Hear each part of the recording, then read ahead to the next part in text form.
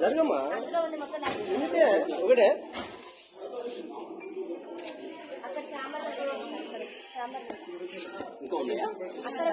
Alcohol చేయడానికి ఆమెకు self control అనేది ఉండదు సార్. మేము అందరం మేజర్స్ అసలు మమ్మల్ని ఎట్లా కొడతారు? సొసైటీలో అసలు కొట్టే రూలే లేదు. అసలు 5th క్లాస్ నుంచే కొట్టారు. మేము డిగ్రీ స్టూడెంట్స్ సార్. ఆల్రెడీ మాకు ఆ స్టేజ్ అయిపోయింది. మేము అందరం మేజర్స్, అందరికి ఓటాకు ఉంది.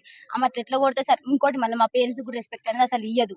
మా పేరెంట్స్ ఏం చేసి సార్ ఎట్లా పడితే అట్లా మాట్లాడతారు సార్. అసలు మా మేడంకి అసలు సెల్ఫ్ కంట్రోల్ అనేది లేదు సార్. మా మీద ఎగబడుతుంది అంటే నైట్ టైం ఆల్కహాల్ చేసాం మా మీద ఎగబడి మమ్మల్ని ఏమైనా చేస్తే మా పేరెంట్స్ సార్ ఆ బాధ.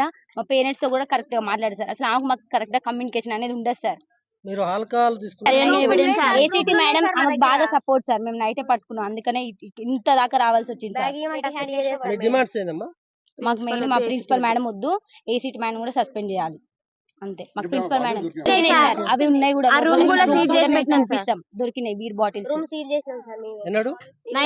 నిన్న నైట్ అసలు పడుకోలేదు సార్. ఏం జరుగుతుందో అని చాలా భయంతో అసలు పడుకోలేదు. ఎవరు క్యాంపస్ మొత్తం ఒక్కరు కూడా పడుకోలేదు. అందరం భయపడుతున్నాం సార్. నెక్స్ట్ ఏం జరుగుతుందో అని వాళ్ళ కొడుకు వచ్చి ఇక్కడ ఉన్నాడు సార్. అంటే వాళ్ళ కొడుకు వచ్చినప్పుడల్లా మేము చాలా అన్కంఫర్ట్ గా ఫీల్ అయినాం సార్. మేము అందరం ఆడపిల్లలేం సార్. షార్ట్స్ వేసుకుంటాం, ఇంకెట్లనే ఉంటాం సార్. మేము కాలేజ్లో ఉంటున్నాం. హాస్టల్ అంటే కాలేజ్ టైం అయిపోయిన తర్వాత హాస్టల్ మేము అందరం డ్రెస్ చేంజ్ చేసుకుంటాం. కానీ మేము చాలా అన్కంఫర్ట్ గా ఫీల్ అయినాం సార్. వాళ్ళ కొడుకు వచ్చి 5 days 6 days 1 week వరకు ఉన్నారు సార్. అట్లా ఎట్లుంటారు సార్? అసలు అది రూల్ ప్రకారం ఉండొచ్చా సార్? తను బయట కూర్చుంటే మమ్మల్ని బయటికి రావద్దనే సార్. 3 years 4 years అయితే ఓకే సార్, కానీ మా ఏజ్ పర్సన్ అట్లా ఎట్లుంటారు సార్ హాస్టల్?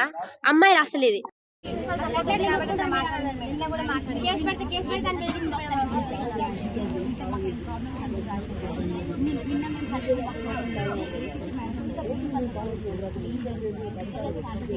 చాలా మంది రాశారు మేడం, చాలా